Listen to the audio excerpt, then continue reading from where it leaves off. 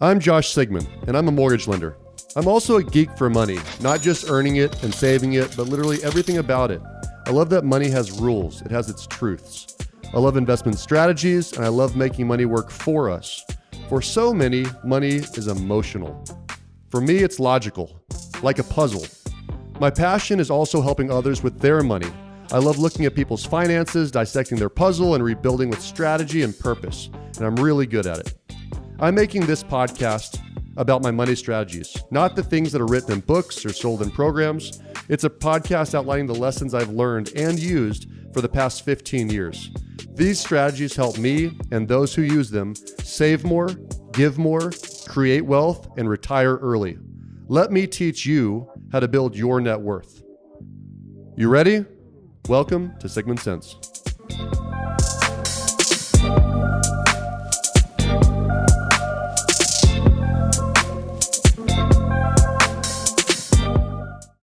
So, another interesting thing I was thinking about as far as a redo year, and I think this has probably changed for a lot of us. I remember going back the last decade when I go to airports. This is not a racist statement. I don't want you to take it any other way, but it's funny. I've always recognized Asians walking around with masks. Yeah. At the airport. Yeah. And I've always thought that's kind of weird. It's kind of weird, right? It's real weird. Except they went through this a different time and they took it more seriously, right? So my point is I bet you. And the reason for that mainly is because of the air pollution in, right? Like, I honestly don't know. I know that there was a bigger hit with SARS and things like that, but yeah, I'm assuming you're probably right. My point is, I guarantee you, hygiene is taken another level. Absolutely. Like personal care. People washing their hands. It's kind of weird to think about how many people didn't wash their hands probably. Yeah. Well, when you go and get your nails done or get a pedicure. I know I do it all the time. The extent to which they are cleaning in between people's services now. Yeah. I was sitting there thinking, I don't really know why this hasn't always been happening. Yeah. Like it's just not people a bad used to be okay with just grossness in the past. But I said that lightly, but okay. So past hygiene is self-care in general. And so let me tell you, one of my truths is I became a degenerate for about 90 days in the second quarter last year. Right. So I had gotten in the best shape of my life for my 40th. I'd turned 41 in February. The pandemic hits us in March. And I didn't leave my desk for 90 days.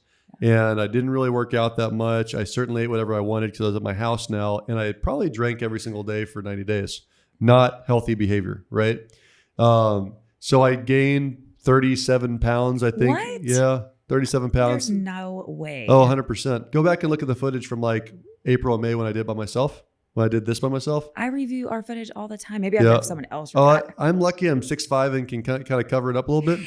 Yeah, that's bullshit, by the way. That is bullshit. At 5'2", like you just turn into a ball immediately. You just need to grow more. That's all good.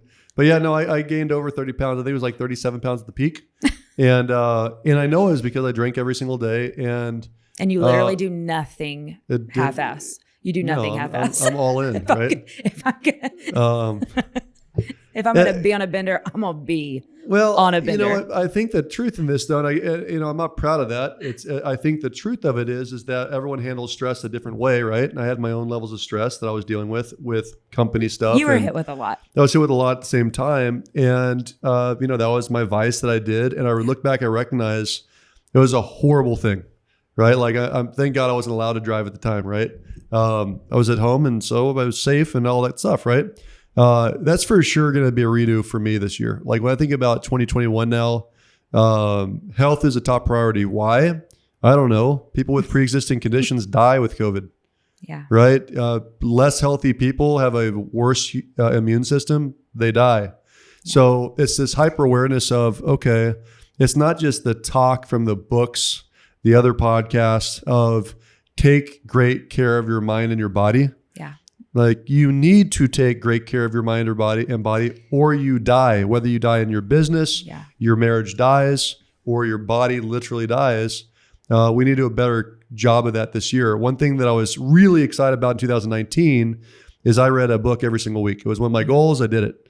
And I read a couple books early on in 2020, but that second quarter, When I was back in survival really mode, you read. weren't working on, raising money for junior diabetes. I was not Right. reading for 90 days. It doesn't feel good. No, and especially when it's that muscle and you don't realize how fast it changes, right? Like, I mean, I it's almost just threw like in the working towel. out. I almost threw in the towel altogether. Oh, really? I mean, I said no. Like I made the decision. I said no. It's too much. It's too much. Yeah. And here's the second piece of it. I came out of 2019's campaign with some really, really big plans for the campaign. Like we were going to do some really cool shit. Like, and in my mind, it was that or nothing. Got it. If I can't do what I wanted to do, then I'm not doing it at all. Got it. And so there's a piece of that. And let me tell you, it made me sick to my stomach. Like I would, in the office, we have the raffle tickets from last year, just paraphernalia from past campaigns. Every time I would look at them, I would literally get that like feeling like in your stomach. Every time I would see a post about other people's, like watching other people's doing their campaigns, gut wrenching. It's a horrible feeling. Yep. Horrible feeling. I felt like, man, what a sellout. Like, we'll do it when things are good and easy, but the minute things get hard, like, sorry, that's so true. And that was just a really shitty feeling. And especially, when I related it back to type 1, man, Weston doesn't get a day off because he's tired or busy or circumstances change, right? Like that's right. He never gets a moment off. So anyways, I was happy that I was pulled into my senses by a friend and mentor, but and that we did it and it was great. But anyway. Yeah, it's so interesting. I can go down.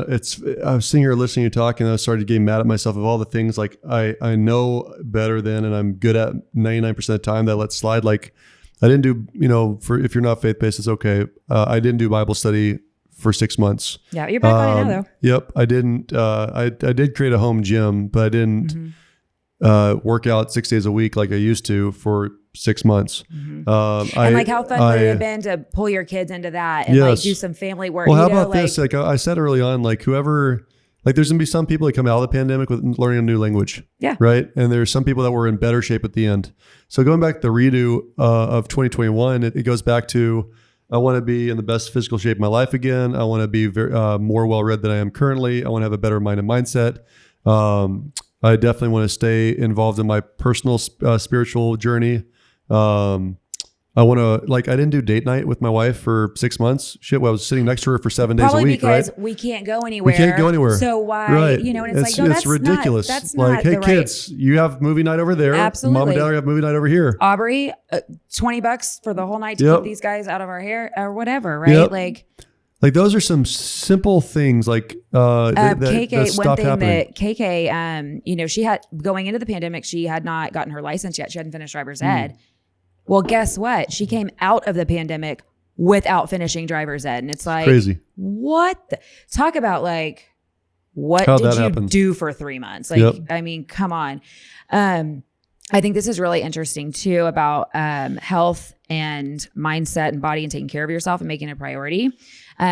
So Josh and I have the same doctor, Dr. Mack, and his practice is a concierge type practice where you pay a flat fee per month and you have unlimited access to him basically, and you could go 30 times a month and see him or never, and you stay paying the same price. His practice is really focused on preventative and maintenance. And when I went to have my physical, so every year he does an extensive physical on his patients. And so I went for mine, and I was really just kind of asking him, how did y'all navigate through COVID, and how'd you keep your employees healthy, and how many cases were y'all seeing with your practice? And he said, I've actually never been more proud. I had my patients as a whole, we had very, very few cases of COVID. And I said, wow, like, why do you think that is? And he said, because of what we're doing right now. You're sitting in here, we're doing a physical. There's nothing wrong with you right now, but every year we're looking at your health and we're making plans to keep you healthy. Yep. And holy hell, did that pay off for him and his That's patients? So Isn't that interesting? Which this is the kicker, which allowed him to be able to help more people, specifically the people that their doctors had to close their doors. Because if patients can't be seen in person, they can't bill insurance. They have to be seen in person. Well, guess what? Nobody can go anywhere. So there was a lot of doctors' offices that were unable to keep their doors open, which means they can't write prescriptions that they've been on. That's super interesting. All sorts of things. Yeah. And so people were reaching out to Max saying, SOS, like, we need help. Can you help us? And because of his preventative nature in his practice, it allowed him the time available to help where he could, as needed as a physician. I said, I hope that is on all your marketing materials, sir, because that is that is marketing. It's funny, you go straight to gold. Marketing, right? It's a marketing gold. Yeah. It's so, going back to what would you redo if you're listening, think about your health and your mind, right? Something to work on. I think my biggest frustration, actually, I know for sure, my personal biggest frustration through through 2020 was a carry on from the previous year, but I don't see my elderly parents enough. Yeah. We got to fix that this year. Yeah, it's going to have to change. So I've got a 74-year-old father now. I've got a 71-year-old mother now. They live in different states. One's in St. Louis, one's in California and Palm Desert. And I typically see my mom twice a year. I usually see my dad once a year. And so Thanksgiving was the last time I saw my mom and of 2019. And of course, the plan was to probably see her at the opposite around May for my daughter or son's birthday. Pandemic hits, didn't prioritize. I said, hey, let's just stay away because, of course, this will go away soon. She got some kind of respiratory thing, not COVID, but it knocked her down pretty hard. So now you fast forward and, we've been over a year and I haven't seen my mother, right? Mm-hmm. My dad, I hadn't seen since my 40th birthday, which was February 23rd, 2019. Oh my gosh. And he had come in for my birthday and we couldn't figure out how to make it work at the end of 19. He wanted to come in January. I had too big of a schedule, so I pushed it off to March of 20 and COVID hits. Yeah.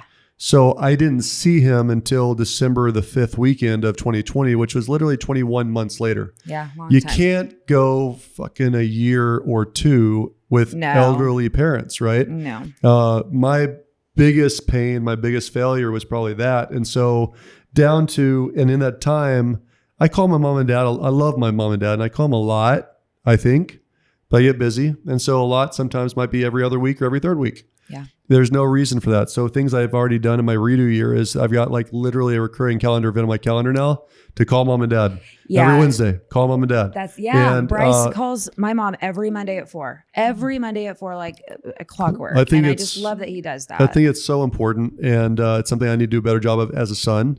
And but then on top of that, I'm not going to let another 12 months go by without seeing my mom and dad. I think you double the time. Like if you normally see quadruple, him, like how many times I get? Well, I'm sitting there and I hope my dad doesn't listen to this because I don't want him to think I'm aging him out. But I remember so on Sunday, the last day I was hanging out with him, I was sitting on my back porch. We were at my ranch, and it was a beautiful day. I mean, I talk about like a beautiful, beautiful, beautiful Texas day. It was probably 30 degrees in the morning, 60 degrees in the afternoon, blue sky day, and we had the rest of the day and wifey had already taken most of the kids back home. And I'm just kind of sitting there enjoying the day in 2 rocking chairs, smoking cigars for about 3-4 hours, just on Sunday afternoon. And I couldn't help but think, what if this is the last time I get to hang out with my dad? Yeah. Right. And that's such a horrible thought. And I know a lot of people go through that stuff with people that have passed from COVID or just old age. Right. But Absolutely. You go down the thing is there's going to be a time that he won't be able to travel down to you anymore. It's It's really hard to watch your parents slow down. Well, and that's so I was a quote was sent to me, and I can't claim it. It's such a beautiful thing though, because a lot of people who listen to this are probably achievers in general, or they're self-help people, or they're working on themselves, right? So we're always chasing and going for a new thing and trying to improve and all these things, right? And that's a blessing and a curse, right? And what my friend sent me, her name is Julie, our CFO actually. She sent me. It said, "Be careful." So I want to get this exactly right. It says, "Be careful that you don't lose the moon while you're chasing the stars." Oh man. Right. So you've got the people that miss you, love you, call you, care for you, that are closest. Yeah. And you might be out pursuing your new marathon dream or your new business goal or whatever. Mm-hmm. And then you just wake up one day and they're not there anymore. Right. Yeah. So it's a sad thought, but well, I'm going to hold you accountable to taking control and taking ownership of getting to your dad and getting to your mom. And get them both here too. I think that's great. I need to just schedule it. Please do. I'm going to. But that's it's just one of those things you look at and it's like, okay, well, thank God they didn't die in 2020. Mm-hmm. But I don't want it to what happened this year either. I mean, the one certainty in life, well, I say two, death and taxes, right?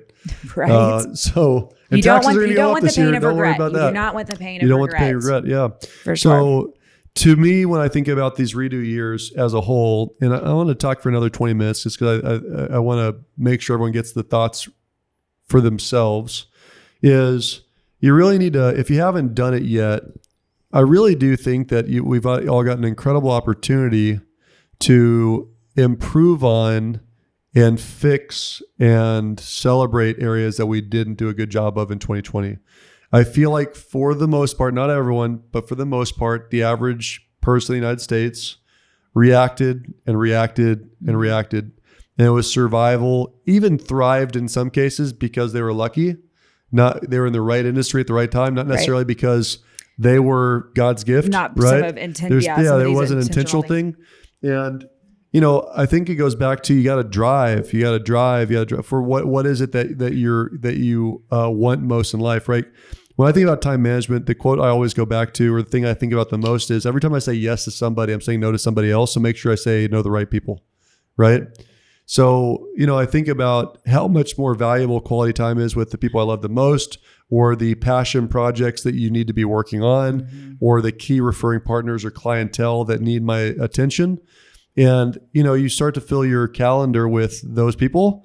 There's not much time left over for other people, and that's okay. That's okay. Yeah. So the peripheral people that are not the most important people to your life, to your business, to your network, they can wait, because the people that are most critical to your business, your family, your referring partners, your client, those need your full time and attention, because we're not going to work overtime or much of it in 2021, right? Right. And I think the way to navigate that is without being hurtful or rude or whatever, if you are choosing to delay time with somebody or giving them your time, is to, just set really clear expectations that work for your calendar. Yeah. Yes, I can meet, and just being clear that it's gonna have to be a month, or just set it out for 30, 45 days, and then really protect that time. So that way you can give it to them when it does roll around, but at least it's on your time frame. And you have time to prepare for it. Or say no altogether. Yep. Or somebody getting half your presence is not valuable at all. So that's probably worse than not seeing him. If you're going to do it, you better be all in. Mm-hmm. You can keep going down this. It's so interesting to me. The more we talk about this, the more I get not depressed, but mad at myself about things I let happen in 2020 that were reactive, not proactive. So let's go back and finish up again with where we started with the money side, right? So if I were to give a to-do list to anyone listening around money, like redo and money, here would be the 4, 5, 6 things I would think about, okay? Number 1 is redo your personal family budget and make changes if it didn't work for you in 2020. basic thought process. Fix what's broken. Don't fix what's not broken. So when you look at 2020, we can all do better, right? You can all save more, pay down more debt, take on less debt.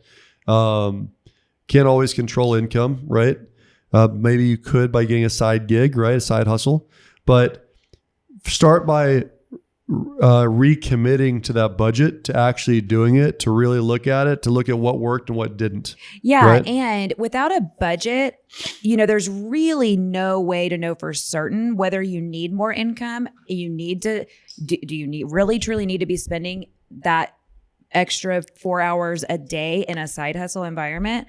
Or can we cut stuff that will bridge the gap, especially if you've got kids and loved ones. I mean, you're swapping time for your side hustle. You better make damn sure it's worth it. Yep. And so if it's, let's just cut Netflix. Let's cut 3 of the 18 streaming TV videos. channels that we have. Hello, that's what we had to do. I wouldn't have to have a side hustle. That's funny, right? Yeah. So that's the first one is the budget. So it's tighten the screws a little bit. It's about spending less. You can control that. You can't always control making more. So start by spending less. Okay. The second thing is that really focus on more cash reserves, especially if you suffered in 2020. The learning lesson that we should never forget is that change is mandatory. It's going to come, and it's not always comfortable. And so having more cash to bridge a gap, to find another job, to pay a couple months without income if you're furloughed, it's so important to have that and to focus on that. So that would be a second thing. You translate that over to business, right? Invest early in the areas that you think that you were late on in 2020. Right. So in some industries, the personnel became an issue. Like I'll just use the mortgage and real estate industry. 4 times normal volume because rates are lowest in history. Lots of companies didn't invest in processors and underwriters early enough.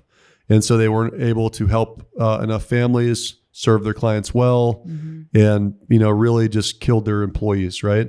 So if you're on the side of a winning industry in this environment, invest in both people and training early. On the flip side, if you didn't make changes early enough in business, make those hard choices now. Like it's been 12 months. It's probably going to go for another 12 months. So make some hard choices with costs. Maybe you're leasing too big of a space. It turns out there's a pretty virtual world right now. Do you really need everyone to go to the office, or can you have half the space to meet once a month or once a week with team meetings and then have everyone work remotely, right? Is that cheaper? If so, make that choice. Where are you spending your marketing dollars is another one. What is the average cost per transaction, right? The actual cost to acquire. Can we bring those numbers down? But really making some choices, not only at home, but with work of what cost do I need to really slash and burn or to invest in. I want to do that earlier in 2021 than I did in 2020, right? After that, I want to mind my money. What I mean by that is I want to pay closer attention and less emotional issues around the investments, right? It was a wild ride in 2020. God knows it. It was like one day we're down 30%, the next day we're up 40%, right? Like it was a very wild ride. If you're unemotional about it and you stayed the course and you played the game and you invested every month like you were supposed to, regardless of if the market was up or down, if you heeded your professional advice that you got from a financial planner, you didn't just wing it and day traded, you did well for sure in 2020. You did well by just not being emotional and playing the game, right? So if you were too emotional last year, ask for professional advice. Like I'll give you an example. You got a text from my financial planner literally on the way over here. He said, how much extra liquid funds do you have? And I said, well, give me what you're talking about. And he told me a couple of reasons why I need to send him a big check today to invest more money. And he told me specifically why. Again, no trading advice. So if you're listening to this, don't go out and buy right away. Yeah. But my professional told me, send me a big check. And I asked a few questions around it. And then even though it's like, it's a little unnerving, I sent the big check. Like it's done. I sent it. I wanted to listen to my professional's advice. That's what being unemotional about money and investing is. It's create your rule book, follow the rule book. Create the rule book, follow the rule. What is the plan? Execute the plan. Tell me the rules. Right? Yeah. So There's lots of ideas behind and that. how great that like the proactive nature of a good financial planner. Right. And you take that a step further. And I would also say around money, be more curious. Like a lot of you have told me listening to this show that this is the first show you've ever listened to about money, which thank you. Like, I'm glad you're listening. Yeah. It's a first step. But I would also say in a read year, be more curious about money in general. You know, we talked about in an episode months ago about how I got all my employees an E-Trade account, right? Yeah. And we're not going to tell which one, but your psychedelic stock. Well, go ahead. I mean, it's not advice. This was a gamble that paid off. But you know, Brynn bought some penny stocks on a psychedelic company because of a book that she read, because of a couple podcasts she listened to, because of a YouTube that she saw. She bought like 30 cents and it's last time I looked, it was over $2, right? Yeah. So she had some massive growth, but 210, I think was what it this morning. But the reason why I say that out loud is that I wanted my team to be curious about the market, and what it forced her to do. It was such a win. And my team to do is just to look and, why is this off by 20%? And what does that compare to the market? Yeah. So the reason why I think it's important is a lot of you listeners might have a 401k or a IRA, even worse, an abandoned IRA or 401k from a previous job that you haven't even looked at in 7 freaking years. God knows what it's invested in. God knows how it's performing. And is it performing well compared to the Dow or to NASDAQ or compared to the S&P 500? Like, how's it doing? Yeah. So just being more informed and curious about what's normal today and how is my money doing compared to normal is a win, right? You're all out here working every day when you can. Not everyone can work, but you're all working every day to save money, not to live. That's the purpose, is to save so you can retire, so you can leave your family better off when you're gone, right? A lot of us are still working to live, to pay the bills. Right. So if it's so important to really at some point be able to retire and or leave a generational wealth for your family, then it becomes another job for you to look at. How is your money doing? Is it working for you as well? Or is there a bucket with 10 freaking holes in it that you're constantly putting more money into and you wonder why you're not getting closer to retirement? Well, it's because it's a freaking sieve. You haven't patched the bucket in 20 years. It rusted. It's got holes in it. Right? Yeah. So that would be a big to do for next year, for 2021, for this year, is just be more curious. And a way to do that, and I fell into this category a lot, is, Randy would explain something about the E-Trade account, just as an example. And I wouldn't understand what he was saying. And I didn't take the time to say, I'm not following, try again. Like, can you try to explain it again? A lot of times in the beginning with you, it's like, phew, like over my head, and I don't either know how to stop and ask or don't feel comfortable to stop and ask, but being comfortable to say, not following, I really want to understand. Can you try to explain it a different way? So important. Like, and that's actually okay. And that goes back to being humble. Yeah. Like, it's okay to ask questions. It's okay if you don't know. Just ask, like, I can't fix what I know is broken, right? Don't know. Yeah. Right? Just ask more. That's what I mean by being curious. Be curious. And one thing I've committed myself to this year is anytime I run across a word or a phrase or something I don't know, I immediately stop and Google it. I've committed myself to doing so that good. This year. That's so awesome. I'm like, well, hot diggity. Like, I didn't know what grommets were the other day. And I'm like, grommet? I don't know what the hell that is. Surely Randy has some of those in the garage. I'm like, I will stop and figure it out. That's awesome.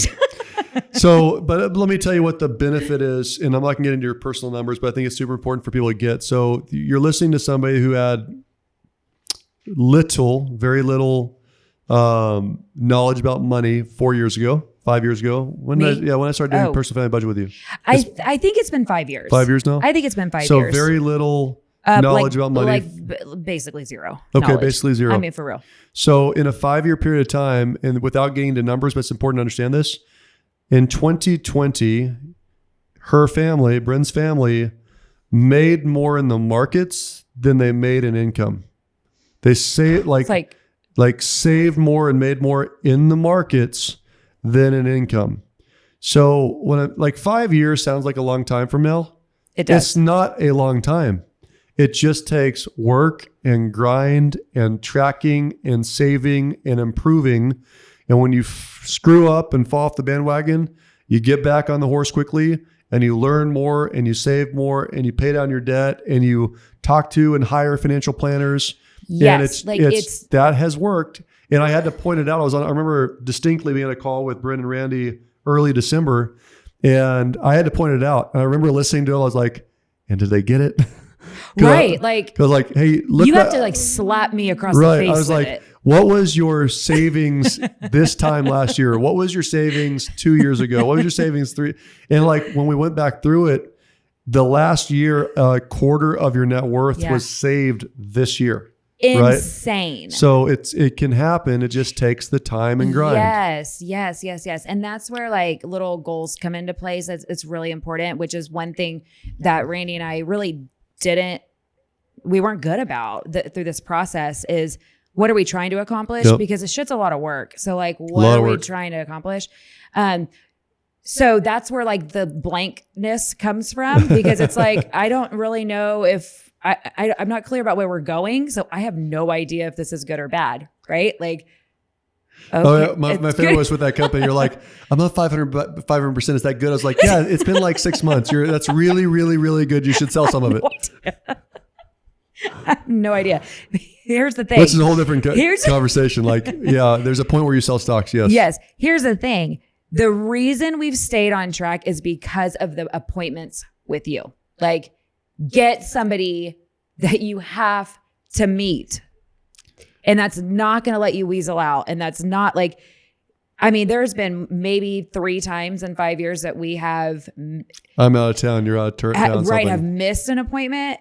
But usually they're moved to another day. Like, it has to be done. And I know for us that is the thing. That is the thing. Mm-hmm. That when we see that on the calendar, it's the trigger to go in and get everything prepared. It forces us to look at everything. And without that, it's just, it wouldn't work. So find that person that is going to hold you accountable to, we're going to meet for 30 minutes every month. And a lot of times you're like, more of the same. If it's a 5-minute conversation. Boring is good, remember? Absolutely. Boring is good. But that's the point, right? It's like, even though all you're telling us is stay the course, there's not any like major revolutions every time, right? Mm-hmm. Or realizations every time. Just the fact that we have it on the calendar, we have to do the work, we got to get it prepared because we have to give you something to look at. It forces the issue. Yep. It forces the issue. So find that person. So let me ask you a question. Yeah. What are your final thoughts around a redo year? Final thoughts around a redo year. My first and foremost is to get really whatever space we're living in, whether we're going to have to work from home if your office hasn't opened, if whatever it is, lean in and assume it's going to be like that forever. Because there's so much deferred. There was so much deferred in 2020, even dumb things like, I'm not going to really invest in a good office chair because I don't know how long I'm going to be here. Well, over time, your back hurts. You feel like shit because you've been sitting in an uncomfortable chair forever. It's just not good. So whatever you need to do, lean into it like it's never going to change. And then when it does change, guess what? Lean back the other direction and figure it out. That's the biggest piece. Then constantly keeping that question in your mind in the forefront is, what would I do differently? Like, what do I not want to have to say? Damn it, I missed it again. I missed it again. Yep. I asked that ever since we started talking about this. It's like it sits right here. Yep. Because the pain of regret sucks. And I guess the last thing is just to hang on to any discomfort that you had and really let that be the driving force to just make one small step towards betterment in whatever area, money, health, fitness, quality time with your kids. It doesn't matter. Just one small little thing, because you'll feel good about yourself. You'll feel accomplished, even if it's something tiny. And a lot of times that's the motivation to take the second step or the third step. So. Love it. All right. My top 3 are pretty straightforward. Number 1, stay fit for the fight. 2021 is get fit for the fight. You got to have a great mindset, bring the positive energy, wake up ready to freaking rumble, to act, to do, and make sure your body is in tune so that, God forbid, if you're one of the unlucky ones to get sick, that your body's ready to fight the fight. Yeah. On top of that, to have the energy and stamina to carry out another, there'll be some troubles this year. Number 2, change management, embrace change. If you were slow to embrace change last year, get over it. Welcome to the new world. This is it. This is all there is. What if this is heaven? Right? And so if you embrace that idea, think about my story about the pilot. If you have a uncomfortable circumstance that's dealt your way, you get one night. Yeah. You get one night and then get up There's and make a lot a change. of stress that comes with thinking, living in the space of what if, Yep. or I don't know, like stop straddling that line and act. Yeah. Yep. And then the third thing is to be more curious about your money. If I were to pick one last thing, they say that we're in the death of the middle class right now. There's a lot of people talking about wealth transfer. There's a lot of people that talk about how we're a debtor nation and that more than 50% of the country takes from it, doesn't contribute to it. That's not fixed easily. So just make sure that you're not the statistic. So when I say be curious, like don't accept your circumstance, do something about it. Don't wait for a handout. Be the handout. And that also goes to being a little bit more charitable. And if you are one of the haves, not the have-nots, let's all agree to be a little bit more charitable in 2021. So that's all we've got this first episode of January for the Sigman Sense.